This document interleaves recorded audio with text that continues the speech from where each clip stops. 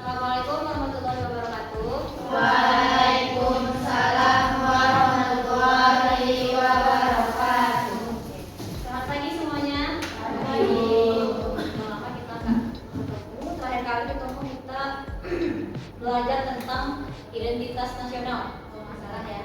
Terus kalian udah masuk ke ujian 5 semester dan sekarang kita masuk ke materi baru tentang Negara Kesatuan Republik Indonesia. Tapi di sini Bu Lutfi memfokuskan ke interaksi sosial media dan antisipasi hoax atau berita bohong. Itu yang kita pelajari hari ini. Jadi akan mudah dan agak singkat ya. Oke, sebelum kita belajar ketua kelasnya ada sekretaris, ada kan? Pimpin doa ya. Semuanya berdoa mulai.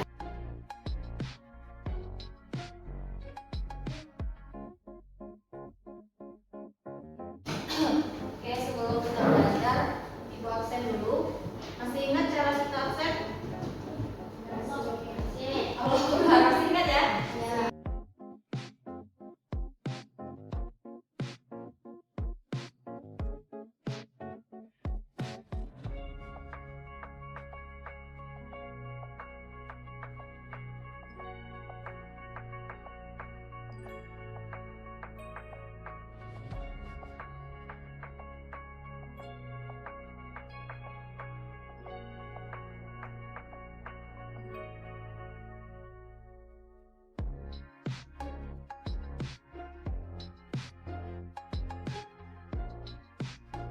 Sekarang nasionalisme itu kalau dulu di zaman dulu tuh kan nampak tuh mereka perang, mereka berjuang membantu negara kita ya sebagai pahlawan. Tapi kalau nasionalisme di era global seperti apa?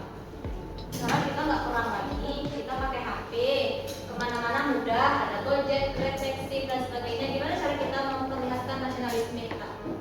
Nah, karena itu kita bakalan belajar tentang interaksi sosial media dan antisipasi berita hoax di era global ini. Oke, sebelum kita lanjut belajar, coba kalian perhatikan pertanyaan ini. Seberapa jauh kamu mempercayai berita-berita yang muncul di sosial media, baik dalam bentuk reels, postingan ataupun komentar netizen? Anggaplah kayak berita tawuran, karena ada videonya, ada orang bawa parah. Seberapa jauh kalian percaya kalau itu tawuran? 100%. Karena ada videonya. Gitu. Terus kalau butuh komentar netizen mulai muncul. Oh enggak, tuh dia pernah tuh kayak kesini tuh gimana? Jadi mana yang bikin saya percaya kalau itu 100% Video. Videonya. Oke. Jika kamu mendapatkan berita yang menarik, viral, seberapa besar kemungkinan kamu akan membagikan lagi berita tersebut ke orang lain? Seberapa jauh kamu akan share lagi video tersebut ke orang lain? Ada di share ya. Oke, itu langkah yang paling bagus kalau kita mendapatkan video viral. Karena kita nggak tahu itu tuh hoax atau enggak ya. Oke, lanjut.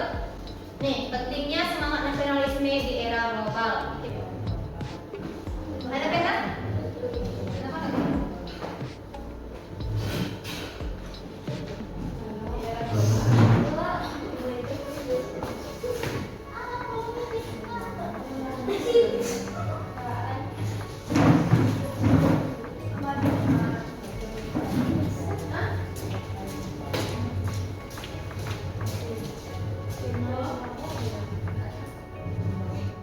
Kenapa nasionalisme itu dapat melestarikan budaya? Karena jawaban karena itu udah bagus, berarti dia udah berpikir. Karena bagaimana? Mengapa nasionalisme bisa melestarikan budaya? Karena kita percaya dengan negara yang banyak dan budaya. Oh, betul. Betul sekali. Nah, itu bisa mencegah budaya luar masuk. Contoh, yang suka anime, yang suka K-pop, yang suka budaya barat. Karena dia tuh tinggi kali rasa cinta tanah airnya kan, kayak yang dibilang temannya tadi, kita bisa menjaga pelestarian budaya tanpa kita itu memasuki budaya-budaya yang baru di Indonesia. Betul. Tetap masuk tapi kita pinter. Oh ya India. India juga ya. Yang kedua, membangun solidaritas. Jadi kalau kata nasionalisme itu kita saling mempercayai, saling mendukung gitu ya. Yang ketiga, mendorong partisipasi warga. Yang keempat, nasionalisme yang kritis. Ketika kita melihat berita itu kita kritis dulu. Betul, ya. Bisa di-share ya. Kita tanya ke warga. Itu kritis namanya.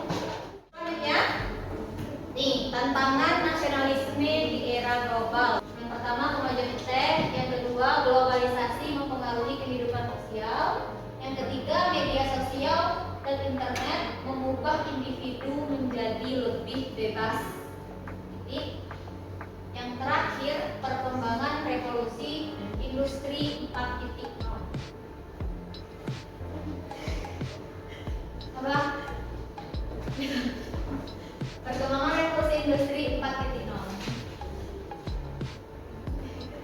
Tahu industri 4.0? Tidak industri yang menggunakan teknologi atau robot. Contoh, di Cina sekarang dokter itu mereka nggak ada lagi operasi pakai manusia, pakai mesin semua. Jadi sekarang di Cina itu berkurang orang yang ngambil jurusan kedokteran. Nah, contoh lagi di Indonesia pabrik-pabrik itu udah banyak pakai teknologi, pakai mesin semuanya, makanya banyak PHK sekarang. Nah itu tantangan tuh perkembangan revolusi industri 4.0. Kalau nggak bisa kuliah jurusan komputer yang bisa pakai teknologi lah selesai, atau nggak punya skill. Kalau kita ketika nih itu skill. Kalau kita punya skill sebenarnya kita punya pegangan. Kan nggak ada robot yang pegangan aku kan? Nggak pernah nampak kan? Nah ada beberapa pekerjaan yang nggak bisa digantikan, contoh guru.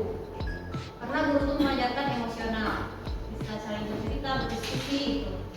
Atau dokter psikologis, psikolog nggak bisa digantikan tuh. Sama dengan kecantikan juga bisa digantikan. Kalau musik bisa digantikan AI lah, ya kan? Nah, pertunjukan bisa digantikan, menari bisa digantikan, bisa kalau jadi video, film pun bisa AI sih, ChatGPT lah. Nah, itu perkembangan revolusi industri 4.0. Maka bersyukurlah kita kalau kita punya skill.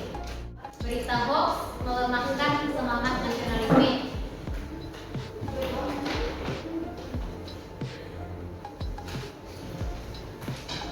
Kenapa dia melemahkan semangat nasionalisme? Karena yang pertama, berita hoax itu menciptakan perpecahan sosial. Ada yang percaya, ada yang enggak. Gempa mega terus 1 tahun lagi. Nah, ada yang percaya, ya bakal boleh 1 boleh. Nah, tuh ibu biasanya tuh. Ada lagi yang nggak percaya, nah tuh 8 tahun mega terus nah ibu video. Ada perpecahan pendapat dalam masyarakat. Tuh berita hoax. Yang kedua, berita dapat mengikis kepercayaan pada lembaga negara. Contoh, gara-gara mega terus kok udah percaya ke BMKG gitu. Mengapa kalau iki BMKG itu hanya mega terus tapi nggak jadi dong. Tuh. Ya. Atau nih, ibu juga sering ke BMKG ini apa perkiraan cuaca. Katanya dekat Meranti itu tidak akan hujan, kira hujan sekali. Nah itu juga BMKG itu, tapi nggak tahu juga di mana sekarang. Yang ketiga, menimbulkan kebingungan dan melemahkan kesatuan narasi nasional. Yang keempat, dapat memunculkan sikap apatis dan anti terhadap negara. Tidak percaya lagi kita sama presiden, tidak percaya lagi sama polisi, Dominik dan Bekar, kayak itu tuh. Gara-gara berita hoax tuh. Dan aja lah, nangkap ular, nangkap monyet, nangkap kucing, lebah, mulai kunci ordanya ke dalam got, dompet hilang, tangkap, polisi tidak percayai lagi. Itu akibat berita-berita terus beredar. Lanjut ya. Mengapa berita hoax mudah disebarkan? Kalau kalian punya emak-emak di rumah, ibu-ibu kalian di rumah, silahkan kasih pengertian kepada ibu kalian di rumah. Bu, yang pertama ibu jangan mencari validasi. Lihat postingan jumlah likes banyak, komentarnya banyak, viral, langsung dibuat. Nah, viral, kok pasti betul. Nah, akunnya banyak followersnya, lah betul. Centeng kok biru, lah. Sudah langsung di share sama ibu. Grup keluarga, grup rajo, grup di rumah, selesai. Karena ketika kita melihat jumlah like, kita langsung mengambil keputusan dengan tidak mengikuti pikiran yang normal, karena kita udah percaya. Yang kedua, kita cenderung reels 15 detik cuman, tapi bisa mempengaruhi pikiran kalian. 15 detik, lagu news ada ngelogen, caknya. Ada yang pernah mencari drama Cina yang itu termasuk mempengaruhi pikiran kalian tuh. Dia penasaran, penasaran banget. Terbayar kan? Terbayar sampai ke ujung nggak terpilih lain. Nah, saya tahu ya kelanjutan. Itu tuh namanya kita sedang mengonsumsi informasi dalam potongan kecil. Kecil cuma 15 detik, tapi kalian sudah terpengaruh. Tuh. Sehingga karena sensasional, viral, ceweknya rancak di video itu, cowoknya rancak lo ceritanya agak lalu kan, akhirnya mengurangi kemampuan mencerna informasi. Yang terakhir, kebiasaan kita mengecek medsos terus, scroll. Ini namanya FOMO. Tahu FOMO? Takut akan ketinggalan, takut akan kehilangan, sehingga kita berusaha mencari terus. Kalau nganggur di rumah itu, HP aja lah scroll. Nganggur stay, HP aja lah scroll. Tuh, itu FOMO tuh. Terus menerus karena takut ketinggalan informasi dan tren, sehingga menyebabkan kecanduan. Nah, oke. Itulah mengapa berita hoax itu mudah sekali masuk. Lanjut. Nah, bagaimana kita terhindar dari berita hoax? Yang pertama, verifikasi dulu. Kembali ke media sosial. Misalnya, kalian dapat info tuh dari berita Lambe Turah. Nah, misalnya Lambe Turah itu membagi info tentang Maudy Ayunda, misalnya. Percaya kalian atau enggak ya? Jangan langsung percaya, langsung ke IG Maudy Ayundanya. Ada apa di situ? Kalau nggak ada, ya udah. Tapi hoax. Langsung verifikasi ke media sosial. Kembali kita lagi. Yang kedua, membaca berita bukan dari satu sumber saja. Di IG sih, itu ada banyak. Twitter ada banyak, Facebook ada banyak. Ini cuma satu aja. Yang ketiga, membaca berita dan informasi dengan lebih teliti dan sumber yang terpercaya. Jadi kalau mau lihat mega terus, memang buka FMKG.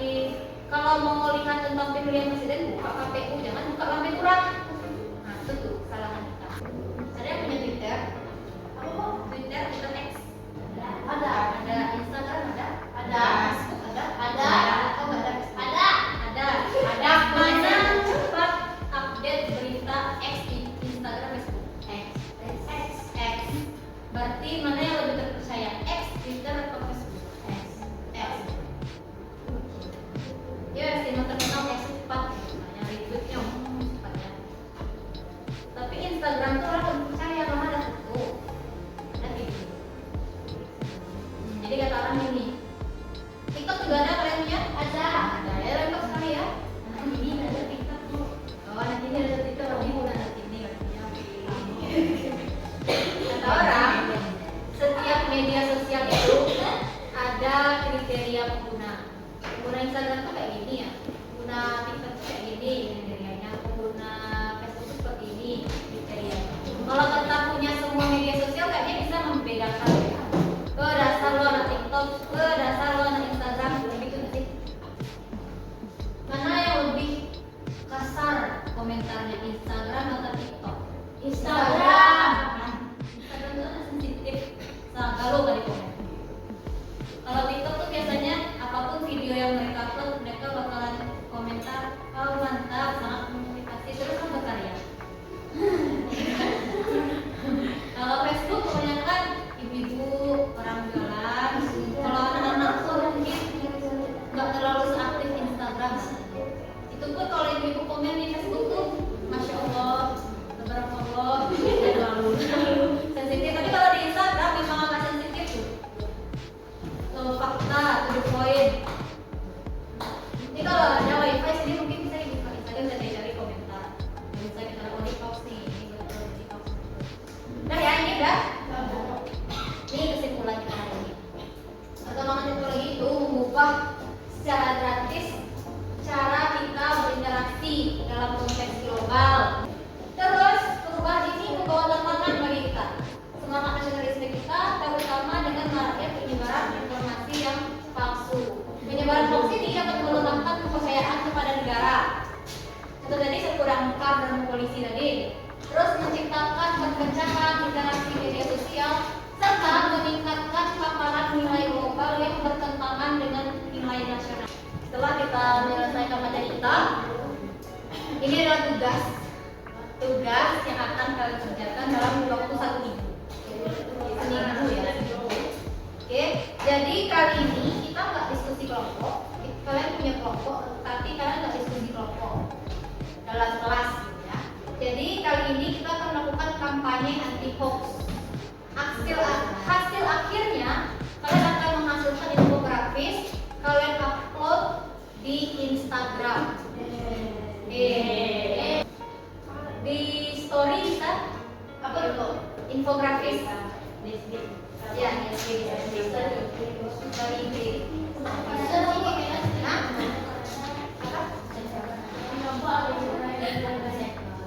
Akun second. Wow. Ada itunya, ada syaratnya. Postingan ini harus mendapatkan like minimal 20. Artinya kalau dapat like 20, kampanye kalian berhasil. Banyak orang yang lihat. Oh iya, oh kiranya jangan TikTok kiranya. Berarti dia telah meningkatkan kesadaran terhadap bahaya hoax dan pentingnya nasional bumi. Mantap tuh. Nah, jadi feed Instagram tuh jadi lebih edukasi. Oke, kita bagi kelompok ya.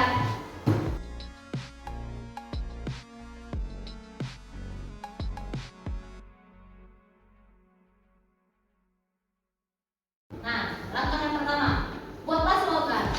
So slogan, misalnya kalau misalnya kayak gitu ya. Slogan itu kayak apa ya? Apa contoh produk di rumah kita ya? Apa? Slogan. Nah, Yamaha selalu di depan. Itu slogan namanya. Nah, kalian harus cari slogan tentang bahaya hoax dan pentingnya nasionalisme digital. Slogannya pendek aja kayak gitu tadi. Yamaha semakin di depan. Hoax. Oke. Yang kedua, rancanglah isi infografis dengan memuat 3 tips mengenali dan menghindari hoax. Kalian bikinlah apa aja tips menghindari hoax. Terus 3 tips menjaga semangat nasionalisme. Bisa didiskusikan sama ibu kalau udah tahu chat WA. Ini minggu pertama atau hari ini. Hari ini nih kerja kalian. Jadi bisa dikerjakan di sini. Kalau udah selesai dilanjutkan di rumah, bisa aja di rumah apa. Oke, minggu depannya nih. Minggu depannya kalian udah bikin infografis. Minggu depan dikumpulkan, terus 1 orang mempresentasikan. Lalu bagikanlah ke platform media sosial yang kamu punya, baik Instagram ataupun yang lain. Postinganmu setidaknya mendapatkan lebih dari 20 like. Jadi kalian harus menyebarkan itu ke keluar data kasur. Disebarkan berdua-dua. 20 like. Lalu kirim bukti share dengan membuat tag nama akun ibu. Atau kalian bisa screenshot. Kalau udah 20 like dan ibu udah menganggap udah betul nih, silakan dibantu, tidak apa-apa.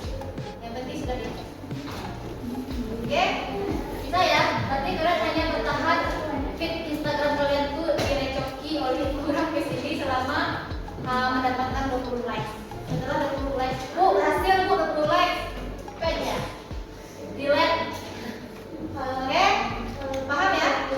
Kalau 30, yang banyak like harus minimalnya guna kita lebih ya minimal 20 like. Bisa ya? Bisa. Kita ada 20 ini di sini 27 orang. Ini absen lama.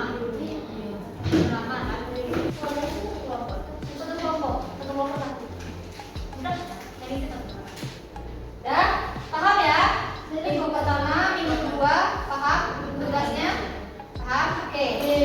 Baiklah, berarti minggu depan kita akan mempresentasikan infografis tentang penyebaran hoax dan semangat nasionalisme di era digital. Baiklah, karena materi sudah selesai dan penjelasan proyek juga sudah selesai, jadi Bu harap minggu depan kalian bisa mengerjakan atau menyelesaikan infografis dengan baik. Kalau tidak tahu